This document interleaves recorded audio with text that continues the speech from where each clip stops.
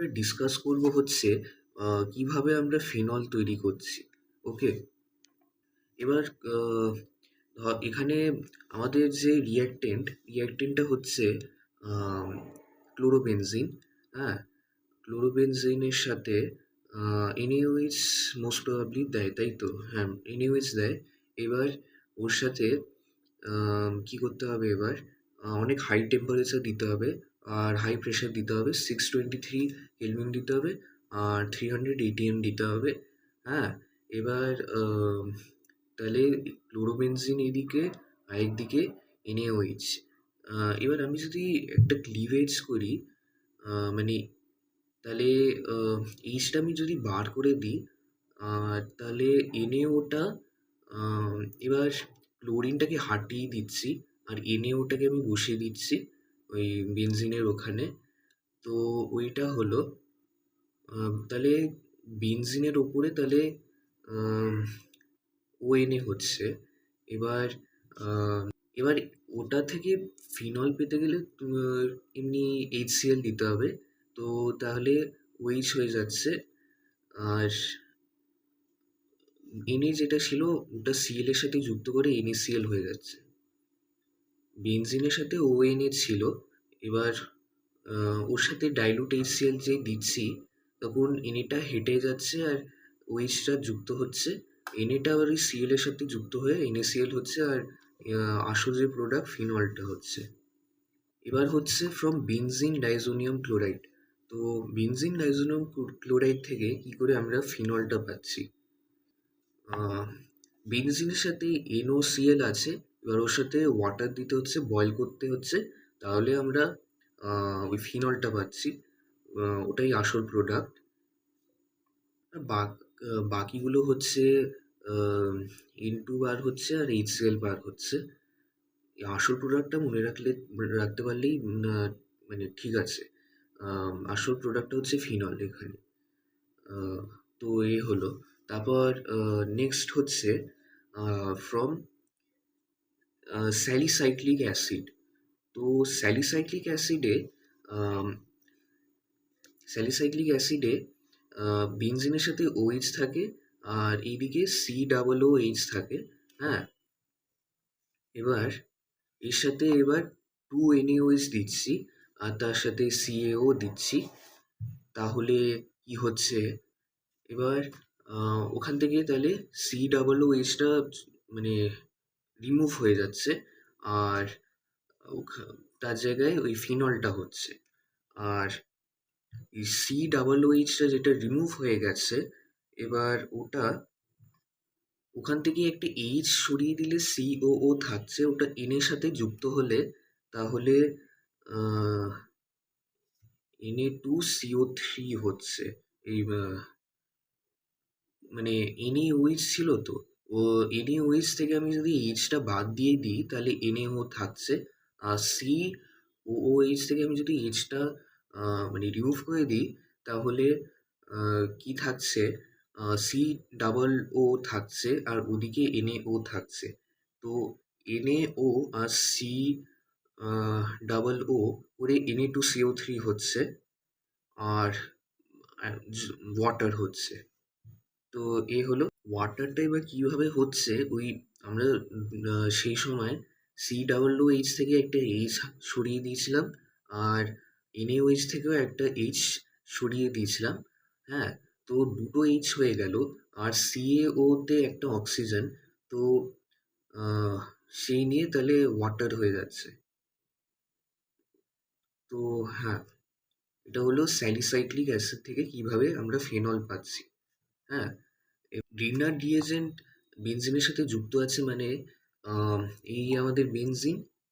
হ্যাঁ, এবার ওর সাথে MgBr অ্যাটাচ আছে ওপরে।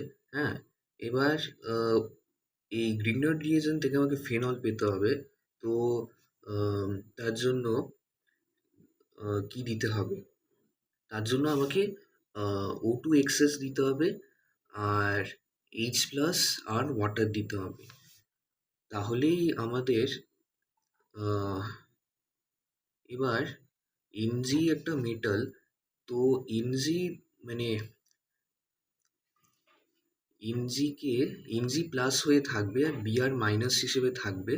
ওকে, এবার এইচ প্লাস আর ওয়াটার, এই ও মাইনাসটা এইচ প্লাসের সাথে যুক্ত হবে করে ওইচ হচ্ছে। আর ঠিকই বলছি। এবার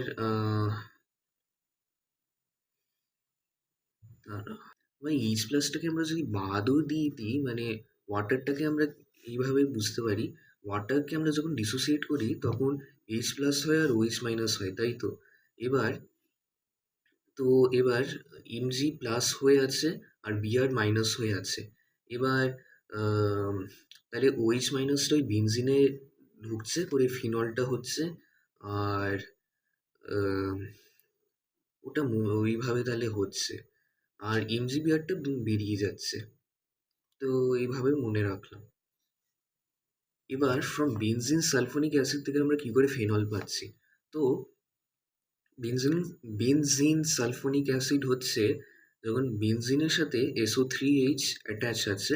হ্যাঁ, আবার বলছি, বেনজিন সালফোনিক অ্যাসিড হচ্ছে যখন বেনজিনের সাথে SO3H অ্যাটাচ আছে। ওকে, ওটাকেই আমরা বেনজিন সালফোনিক অ্যাসিড বলছি। এবার ওটা থেকে ফিনল কিভাবে যেতে হবে? তো বেনজিনের সাথে বেনজিন সালফোনিক অ্যাসিডের সাথে, মানে বেনজিন SO3H, ওর সাথে আমাকে NaOH দিতে হবে। তাহলে ওই এইচটা আমি রিমুভ করে দেবো আর তার জায়গায় Na ঢুকে যাবে, সোডিয়াম ঢুকে যাবে। হ্যাঁ, তো বেনজিন SO3Na হয়ে যাবে। এবার এই বেনজিন SO3N এর সাথে NaOH যখন দিচ্ছি তখন কি হচ্ছে, আম, তখন বেনজিনের ওপরে আহ, একদিকে Na প্লাস থাকছে আর একদিকে O মাইনাস থাকছে। আমরা যে, হ্যাঁ, ওই SO3Na মানে কোনোভাবে সরে যাচ্ছে। আর NaOH থেকে আমি যদি এইচটা বাদ দিয়ে দিই, তো ওখানে NaOটা ওখানে ঢুকছে। এবার Na প্লাস হিসেবে থাকছে আর O মাইনাস থাকছে, আর ওই বেনজিন রিং এর ওপরে থাকছে।